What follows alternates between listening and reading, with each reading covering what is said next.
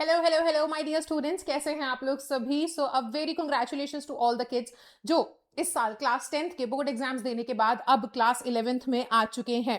Right, तो अब देखो, जैसे ही अब आप लोगों का ये साल यानी कि ये एकेडमिक ईयर स्टार्ट हो रहा है, तो आपने बहुत सारी ऐसी न्यूज़ सुनी होगी कि एक न्यू करिकुलम रिलीज किया है सीबीएसई ने, जिसमें बहुत सारे चेंजेस हैं। हमने देखा कि क्लास 9th में तो सारी बुक्स ही, ऑलमोस्ट सारी बुक्स ही चेंज कर दी हैं, स्पेशली इंग्लिश की बुक्स चेंज कर दी हैं, मेजर चेंजेस आए हैं। तो इस बीच में बहुत सारे स्टूडेंट्स अभी भी कंफ्यूज हैं कि क्या मैम वो changes class 10th 11th and 12th में भी हमें देखने को मिलने वाले हैं। तो इसका सिंपल सा आंसर है कि हाँ, आपको ये सभी changes 10th 11th and 12th में भी देखने को मिलेंगे, लेकिन इस साल नहीं।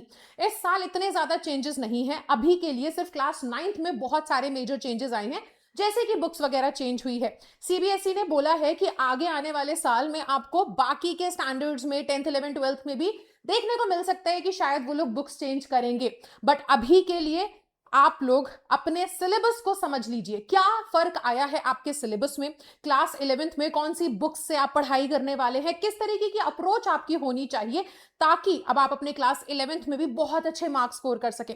सो आज इस वीडियो में हम यही डिस्कस करने वाले हैं। ठीक है, तो सबसे पहले अगर मैं आपकी बुक्स के बारे में बताऊं, तो बुक्स आपकी वही सेम है जो कि पहले थी, जिसका नाम है, एक आपकी बुक होगी हॉर्नबिल, दूसरी होगी स्नैपशॉट्स। ठीक है, इसके अंदर जितने भी चैप्टर्स हैं, आपके सिलेबस का पार्ट है, वो सारे चैप्टर्स आपको पढ़ने हैं। हालांकि पढ़ने का तरीका चेंज होगा। ठीक है, तो एक बार हम डिटेल्ड सिलेबस समझ लेते हैं कि क्या क्या चेंजेस हो सकते हैं, कैसे कैसे आपको तैयारी करनी है। तो सबसे पहले देखो, आपके सामने वही सेक्शंस होंगे। Section A reading section, then we have section B जहां पर आप लोगों को ग्रामर और राइटिंग का क्वेश्चंस आपसे पूछे जाते हैं। सेक्शन सी में आपके सामने लिटरेचर होता है।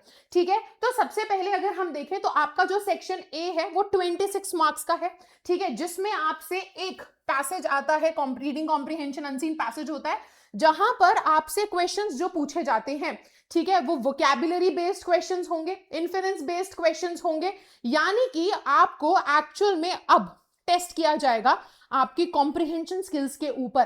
पहले क्या होता था, आपने वैसे 10th में ऑलरेडी फेस कर लिया है कि आपको जो पैसेज दिया जा रहा है उसके आंसर्स या जो क्वेश्चंस आपसे पूछ रहे हैं, उन क्वेश्चंस के डायरेक्ट आंसर्स आपको पैसेज में नहीं मिलेंगे। क्योंकि अब सीबीएसई ये देखना चाहता है कि भाई हम बच्चों को जो पढ़ा रहे हैं, बच्चा सिर्फ उसको रटने में माहिर है या उसको समझ भी पा रहा है। ठीक है, तो अब पूरा ये जो पैसेजेस आपको देखने को मिलने वाले हैं वो ऐसे होंगे जिसमें आपकी वोकैबुलरी, आपकी अंडरस्टैंडिंग चेक करी जाएगी। ठीक है, अब देखो ये पैसेजेस कैसे हो सकते हैं, फैक्चुअल हो सकता है, डिस्क्रिप्टिव या लिटरेरी पैसेज हो सकता है। ठीक है, तो one case based factual passage रहेगा, तो यानी कि एक केस बेस्ड होगा, फैक्चुअल, लिटरेरी, इनमें से कोई से भी पैसेजेस आपको देखने को मिल सकते हैं।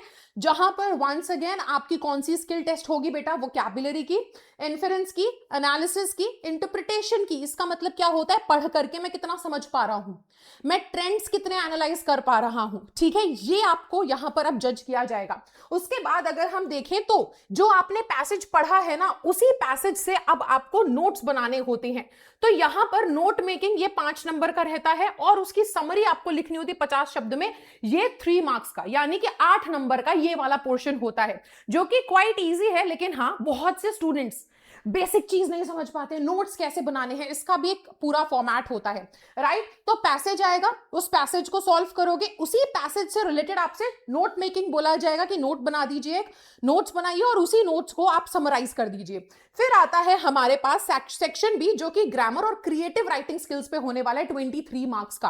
अब इसमें ग्रामर में कौन से टॉपिक्स हैं, देखो टेंसेस है जो कि आपने पहले भी पढ़े थे, है ना। अब उन्हीं टेंसेस की अंडरस्टैंडिंग अगर आपने क्लास 10th में बहुत अच्छी रखी थी, मैंने तो अपने स्टूडेंट्स को भाई क्लास 10th में टेंसेस में बहुत अच्छे से मतलब स्किल्ड कर दिया था कि अच्छे से उन्हें समझ में आ जाए, बहुत अच्छे से उनको समझाया था।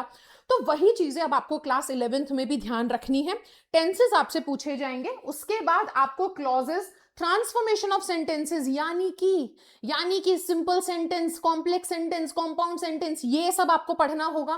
क्वेश्चंस कैसे आने वाले हैं, गैप फिलिंग क्वेश्चंस होंगे, fill in the blank type के क्वेश्चंस होंगे। ठीक है, रीऑर्डरिंग ऑफ सेंटेंसेस। तो बेसिकली 2 टॉपिक्स हैं, टॉपिक्स मतलब कि यहां पर समझो क्वेश्चन पूछने का तरीका कैसा होगा, reordering of sentences, gap filling, लेकिन उनमें से टॉपिक्स कौन से पढ़ने होंगे ताकि आप ऐसे क्वेश्चन आंसर कर सको, टेंसेस, क्लॉजेस, ये सब आपको यहां पर पढ़ना होगा, जिसमें वॉइस वगैरह, एक्टिव पैसिव वॉइस भी एक इंक्लूडेड रहता है। ठीक है, तो ये तो हो गया क्या, ये तो हो गया आपका ग्रामर पार्ट, जिसमें देखो total 7 questions to be done, 8 सवाल दिए जाएंगे, 7 आपको करने होते हैं। अब आती है क्रिएटिव राइटिंग की बारी। यहां पे एक जंप है, 10th में क्या पढ़ा था, फॉर्मल लेटर और एपी एनालिटिकल पैराग्राफ, यहां पे थोड़ा सा ज्यादा है। पता है यहां पे क्या क्या करना होगा, एक होता है शॉर्ट राइटिंग टास्क, यानी कि ऐसा राइटिंग सेक्शन में एक ऐसे पोर्शन आपको, ऐसा टास्क है जो कि बहुत छोटा छोटा होता है, मतलब ज्यादा उसमें लिखना नहीं होता। जैसे कि एडवर्टाइजमेंट आपको पूछ लेंगे कि एडवर्टाइजमेंट लिखनी है आपको, ठीक है, ये 50 वर्ड्स की होती है, ऐसा आ जाएगा आपके सामने। या फिर अगर हम देखें तो पोस्टर मेकिंग आ सकता है, ठीक है, लॉन्ग राइटिंग टास्क में आपको स्पीच लिखने को दिया जा सकता है या एक डिबेट लिखने को दिया जा सकता है। तो ये 4 टॉपिक्स हैं जो आपको यहां पर पढ़ने होंगे, शॉर्ट राइटिंग टास्क के 2 एंड लॉन्ग राइटिंग टास्क के 2। अब उसके बाद आता है हमारे पास सेक्शन सी। सेक्शन सी में बेटा मैंने आपको बताया ये 2 बुक्स हैं आपके पास, इनमें से अगर हम चैप्टर्स देखें तो आपके पास ना ये सभी चैप्टर्स होंगे। ठीक है, देखो ये चैप्टर्स होंगे। अब मैं बताऊं 10th से तुम्हें 11th में सिलेबस इंग्लिश का थोड़ा हल्का लगेगा, क्यों, क्योंकि चैप्टर्स ही उतने नहीं है। जहां तुमने 10th में 10 पोम्स पढ़ी थी, ऑलमोस्ट 10 पोम्स थी ना, यहां पर एक, ठीक है, 2 3 4 पोम्स पढ़नी है। तो ये एक बुक के चैप्टर्स हो गए, एंड देन सिमिलरली दूसरी बुक के चैप्टर्स ये हैं। तो इतना आपका रहा सिलेबस। अब यहां से समझने के लिए हमारे पास क्या है, अब न्यू करिकुलम के हिसाब से हमसे एज अ स्टूडेंट क्या एक्सपेक्टेड है और एज अ टीचर भी क्या एक्सपेक्टेड है। देखो टीचर्स को भी इस न्यू करिकुलम में, टीचर्स के लिए भी बहुत कुछ है समझने के लिए कि बच्चों को इस बार तैयार कैसे करना है, एंड स्टूडेंट्स के लिए भी है बहुत कुछ समझने के लिए कि अब आपको सिर्फ और सिर्फ बुक्स में क्या लिखा है, ठीक है, उसको रीड करने पे ध्यान नहीं देना है, but you need to talk about it. यानी कि अभी तक क्या होता था कि स्टूडेंट्स साइंस, मैथ्स, बाकी सभी या फिर कॉमर्स के भी जो चैप्टर्स या बुक्स होते हैं, सब्जेक्ट्स होते हैं, उसमें बहुत इंटरेस्ट ले लेते हैं, इंग्लिश को पीछे छोड़ देते हैं, है ना, कि बाद में करा जाएगा, क्योंकि वो तो रियल लाइफ एप्लीकेशन पर है, इंग्लिश उन्हें लगता है रियल लाइफ में नहीं है भाई। ठीक है, ये जो मैं तुमसे बात कर रही हूं, है ना, और जो भी फीलिंग्स हम एक्सप्रेस करते हैं, ये हम इसी लैंग्वेज के थ्रू करते हैं। तो ये लैंग्वेज एक्चुअल में हमारी लाइफ का हिस्सा है, the way we express ourselves, right, उसका भी हिस्सा है। तो अब आपको सिर्फ चैप्टर्स में क्या लिखा है, क्या कहानी है, उस पर ध्यान नहीं देना बेटा। अब आपको क्लास में अगर आप पढ़ रहे हैं तो आपको टीचर से भी ये क्वेश्चंस पूछने हैं, क्योंकि आपके पास ये नॉलेज होनी चाहिए कि ये चैप्टर किसने लिखा, क्यों लिखा, उसके पीछे का थॉट क्या था, उस कहानी की थीम, ये तो सब आप पढ़ते ही आ रहे थे, लिखने का स्टाइल क्या था, राइट, उस स्टाइल से, जिस स्टाइल में वो चैप्टर लिखा गया है या जिस स्टाइल का इस्तेमाल करते हुए वो पोम लिखी गई है, उस स्टाइल का इस्तेमाल करने के बाद क्या रीडर्स पे इफेक्ट हुआ, है ना, ये सारी चीजें अब आपको समझनी पड़ेगी। तब जाकर के जो क्वेश्चंस आएंगे ना वो इस लेवल के आएंगे कि आप आंसर कर पाओगे। तो अब सिर्फ इंग्लिश में चैप्टर पढ़ लिया, मैंने तो समरी वीडियो देख लिया है, मेरा तो सब कुछ सिलेबस हो चुका है, तो बेटा इससे काम नहीं चलेगा। समरी वीडियोस वन शॉट, है ना, वो हेल्प करेंगे आपको तब जब उनके अंदर इस तरीके से पढ़ाया जा रहा हो। सिर्फ और सिर्फ लाइन बाय लाइन एक्सप्लेनेशन अब काम नहीं करने वाला है। आपको उस बुक में जितनी कहानी दी है उसके अलावा भी उसको समझना पड़ेगा, क्यों लिखा, कैसे लिखा, क्या एक्सप्रेस करना चाह रहे हैं, क्या समझाना चाह रहे हैं, ठीक है, वो सब आपको समझना पड़ेगा। ठीक है, लिटरेरी एस्पेक्ट समझना पड़ेगा, राइटिंग, फिगर ऑफ स्पीच क्या यूज हुई है, सब कुछ अब आपको समझना पड़ेगा, तब जाकर के आप अपने क्वेश्चंस का आंसर कर पाएंगे। ठीक है, और मैं आपको बता दूं कि अब आपका जो इंटरनल होते हैं ना, इंटरनल में लिसनिंग एंड स्पीकिंग स्किल्स के ऊपर क्वेश्चंस आएंगे, तो ध्यान रखना पड़ेगा इस चीज के ऊपर भी।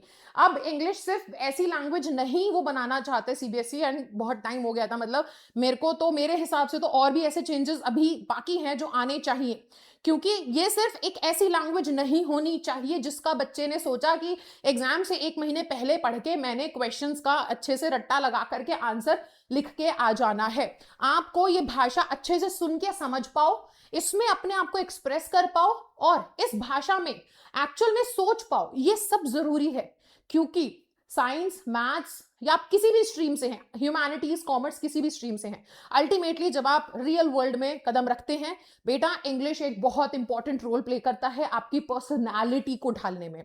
समझ रहे हैं? So this is the basically जो चेंजेस हैं, दीज आर द चेंजेस जो कि अभी थोड़े बहुत आने शुरू हुए हैं। अभी 9th में हमें मेजर चेंजेस देखने को मिल रहे हैं, बट आप ये मान लो कि over the period of time आप, हो सकता है आप तो तब तक पास आउट हो जाएंगे, आपका स्कूलिंग खत्म हो सकता है, तो ये चेंजेस आगे जाके और बढ़ने वाले हैं, बुक्स वगैरह भी चेंज हो सकती है। ठीक है, तो अब आप रेडी हो, क्लास 11th का सिलेबस आपने जान लिया है, तो अब हम शुरू करेंगे क्लास 11th की क्लासेस भी। तो अगर आप चैनल पर नए हो तो सब्सक्राइब कर लेना, अगर आपने मेरे से 10th में पढ़ा था, and if you really enjoyed it, and if you think कि I helped you out in your journey, मैंने कुछ ना कुछ मेरा कंट्रीब्यूशन था उसमें, तो जरूर अपने जूनियर्स के साथ, अपने दोस्तों के साथ शेयर करना, ठीक है, इस चैनल को। एंड ऐसे ही क्लासेस आपके लिए आती रहेंगी। अब हम दोबारा से 10th की जर्नी खत्म, अब 11th की जर्नी स्टार्ट करते हैं, ठीक है। तो once again welcome students and congratulations, आप सभी का रिजल्ट भी जल्दी आने वाला है, तो हम रिजल्ट भी सेलिब्रेट करेंगे साथ में मिलकर, क्योंकि मेहनत तो बहुत करी थी, है ना। तो अब मिलते हैं नेक्स्ट वीडियो में, तब तक के लिए bye guys, take care and thank you so much everybody.